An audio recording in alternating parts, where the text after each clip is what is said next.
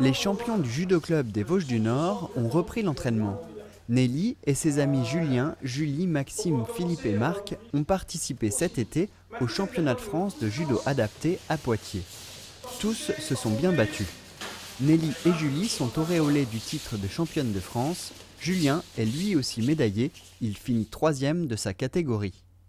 J'ai fait mes premiers combats, j'en ai gagné un. J'ai fait un deuxième, j'ai aussi gagné. Et le troisième, pareil. Le combat a été dur. Oui. J'ai bien fait le judo, mais le gars il m'a pris. En fait, j'ai pris la force de la fille pour plus la mettre par terre parce qu'elle était un peu lourde. J'en ai gagné 3 et j'en ai perdu un. J'avais gagné à la finale.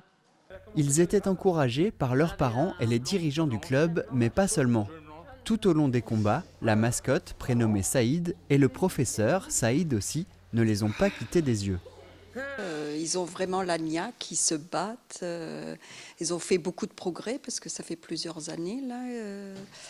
Et vraiment, on est fiers d'eux, quoi, des résultats et tout ça. C'est une bonne équipe, un coach formidable, un président formidable. Enfin, tout était bien, bien organisé. Qui sera pour la force technique ? Deux nouveaux venus, Jennifer et Pierre, rejoignent le groupe de judo adapté ce lundi soir. Par rapport à l'esprit d'équipe, pour rencontrer des amis, pour apprendre une technique de combat et se sentir à l'aise, quoi. Oui, ça leur permet aussi d'avoir un esprit d'équipe, d'être en groupe et puis pour certains, notamment pour mon fils, d'être plus sociable. Puis d'être aussi comme les autres, intégré comme les autres, de faire un sport comme les autres. D'être reconnu aussi oui, voilà. Par la famille, voilà, par les amis qui font des efforts et qui arrivent aussi. Les plus avancés participent aux séances avec les autres judokas du club.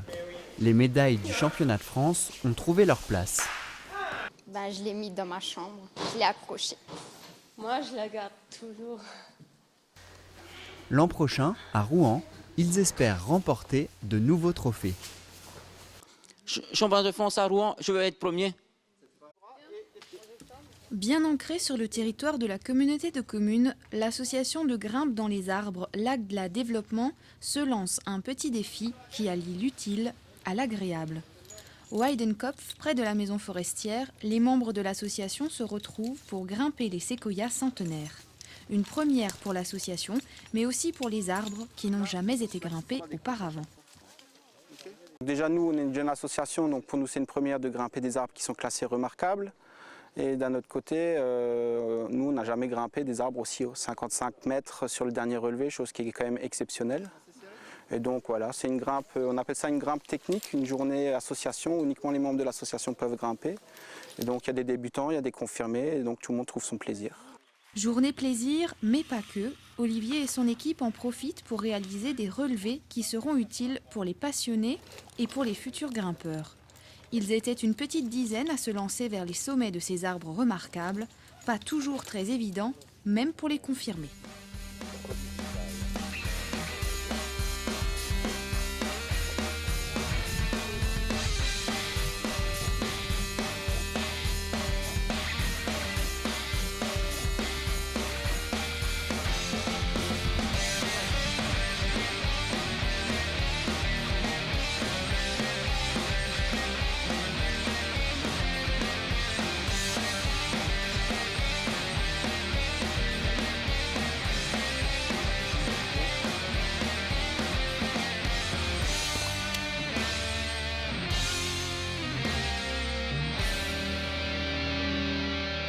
Ce qui est intéressant, c'est qu'il existe des relevés qui ont été faits il y a quelques années, mais des relevés faits au laser. Et donc le grand arbre tout derrière, en arrière-plan, celui-là a été relevé au laser à 54 mètres il y a 2 ans ou 3 ans, je ne sais plus. Et donc, chose qui peut être intéressante, c'est de comparer maintenant. Nous, on va y grimper et on va aller jusqu'au point le plus haut et y poser 1 mètre. On a 1 mètre de 100 mètres. Et donc on va vraiment pouvoir faire un relevé exact pour vraiment savoir quelle taille il a vraiment.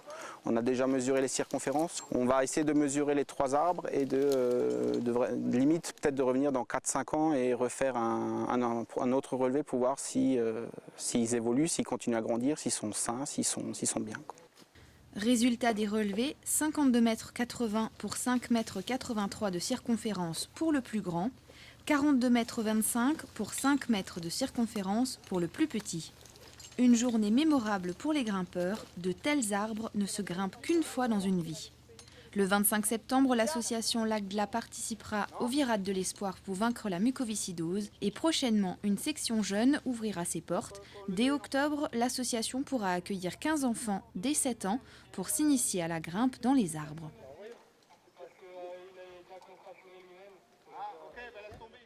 Les élus de Reichshoffen organisent des rencontres avec les habitants. Des rendez-vous au plus près des citoyens qui profitent de l'occasion pour exprimer leurs doléances ou préoccupations. Tous les sujets de la collectivité sont abordés, qu'ils concernent la politique locale et même nationale. Ce dispositif s'ajoute aux permanences privées et aux rencontres thématiques. Alors il est vrai que lors de ces rencontres, c'est des questions, comme je disais tout à l'heure, de tranquillité, de sécurité, d'aménagement. Et aussi, nous essayons aussi de sonder un peu les citoyens par rapport à toute l'animation et tous les projets que nous faisons au niveau de la commune. Selon les quartiers, les problèmes ne sont pas les mêmes. Très souvent, il nous faut dire, attention, quand il y a une querelle entre locataires et propriétaires, la commune ne peut pas intervenir plus que ça. La commune peut intervenir s'il y a des soucis dans le lieu public, c'est-à-dire dans la rue, etc. Là, nous pouvons effectivement, nous avons un rôle à jouer. Au centre-ville, ils étaient nombreux, une trentaine, à s'être rassemblés, faisant le point sur les problèmes, les améliorations et les pistes possibles pour progresser. Les élus sont à l'écoute et invitent les habitants à s'exprimer, car sans eux, impossible de tout savoir. Un appel à la vigilance valable au quotidien.